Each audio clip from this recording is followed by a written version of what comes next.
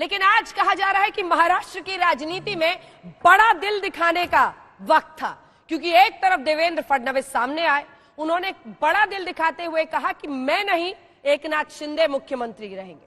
फिर जेपी नड्डा सामने आए और उन्होंने बड़ा दिल का जिक्र करते हुए यह कहा कि बड़ा दिल दिखाते हुए अब देवेंद्र फडणवीस को सरकार में समर्थन देना चाहिए, मंत्रिमंडल में शामिल होना चाहिए, बल्कि उप मुख्यमंत्री बनना चाहिए। और फिर अनुशासन और बड़ा दिल दिखाते हुए देवेंद्र फडणवीस ने एकनाथ शिंदे की मौजूदगी में उप मुख्यमंत्री पद की शपथ ले ली। आज बड़ा दिन इसलिए भी है क्योंकि खबर यही थी कि देवेंद्र फडणवीस मुख्यमंत्री बनेंगे, लेकिन सरप्राइज पैकेज सामने आया और देवेंद्र फडणवीस ने ही एकनाथ शिंदे के नाम का ऐलान कर दिया। सर्वप्रथम माननीय पद्म निर्देशित मुख्यमंत्री श्री एकनाथ संभाजी शिंदे।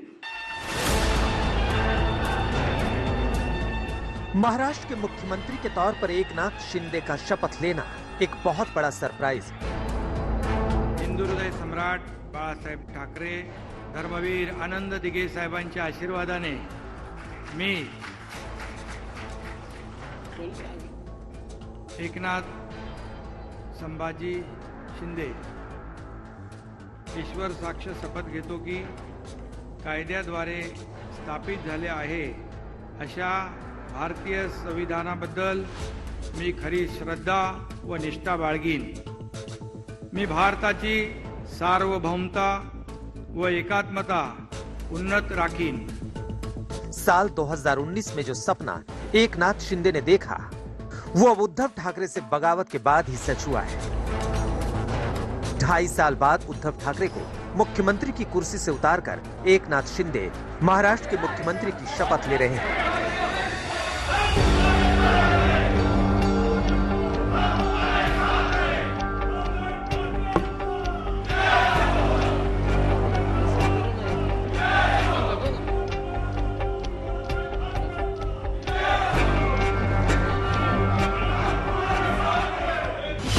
एकनाथ शिंदे ने सियासत की ऐसी शतरंज खेली कि उद्धव के मोहरों से ही उन्हें मात दे दी और महाराष्ट्र की कुर्सी पर काबिज हो गए।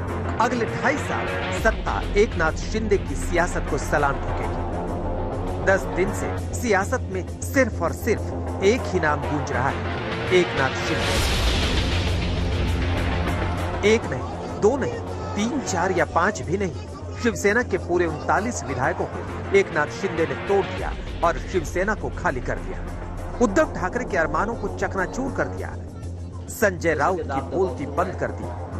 महाविकास अघाड़ी सरकार के दिग्गजों के सारे दांव फेल कर दिए। यकीनन राजनीति में एकनाथ शिंदे की मिसालें हमेशा हमेशा कायम रहेंगी। और आज एकनाथ शिंदे हसक के साथ संविधान की शपथ ले रहे हैं। संघर्ष का नाम है एकनाथ शिंदे। अपने आप में एक कहानी समेटे हुए हैं एकनाथ शिंदे। सबसे पहले तो हम आपको बता दें कि साल 2019 में चुनाव के बाद उद्धव ठाकरे ने खुद एकनाथ शिंदे को विधायक दल का नेता बनाया था। उस वक्त माना जा रहा था कि शिंदे ही महाराष्ट्र के मुख्यमंत्री बनेंगे, जबकि एनसीपी और कांग्रेस उद्धव ठाकरे को मुख्यमंत्री बनाना चाहती थी। और इस तरह से एकनाथ शिंदे मुख्यमंत्री बनते बनते रह गए। हम आपको बता दें कि उस वक्त एकनाथ शिंदे कांग्रेस के साथ सरकार बनाने के सख्त खिलाफ थे। एकनाथ शिंदे का कहना था कि उद्धव ठाकरे ने कांग्रेस से हाथ मिलाकर शिवसेना को काफी नुकसान पहुंचाया है, क्योंकि महाराष्ट्र में शिवसेना तो मराठा अस्मिता के लिए काम करने वाली हिंदुत्व पार्टी मानी जाती है। शरद पवार की एनसीपी को मराठाओं की पार्टी और कांग्रेस की इमेज मुस्लिम समर्थक होने की। शिंदे का कहना था कि कांग्रेस की इसी इमेज से शिवसेना का वोट बैंक कमजोर पड़ा। शांत हो जाइए। मी देवेंद्र गंगाधरराव फडणवीस ईश्वर साक्ष शपथ घेतो की कायद्याद्वारे जो भी कारण के लिए नॉट रिचेबल रहेंगे, जो भी मतभेद रहते हैं कभी भी राजकीय पॉलिटिक्स में, तो वो आपके जो वरिष्ठ नेता हैं उनसे बैठ के सोचा समझा जा सकता है, उसमें से मार्ग निकाला जा सकता है।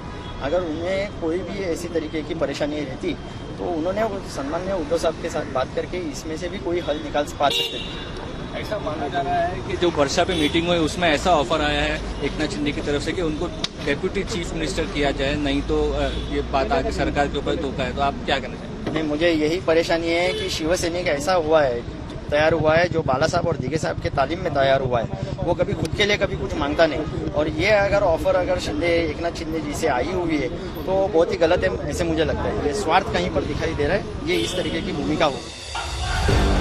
और आज मुख्यमंत्री पद की शपथ के साथ एकनाथ शिंदे की सबसे बड़ी सौगंध पूरी हो रही है। आज एकनाथ शिंदे अपने हिंदुत्व के एजेंडे पर पूरी तरह से कायम है और बीजेपी के समर्थन से वो मुख्यमंत्री बन रहे हैं। आज तक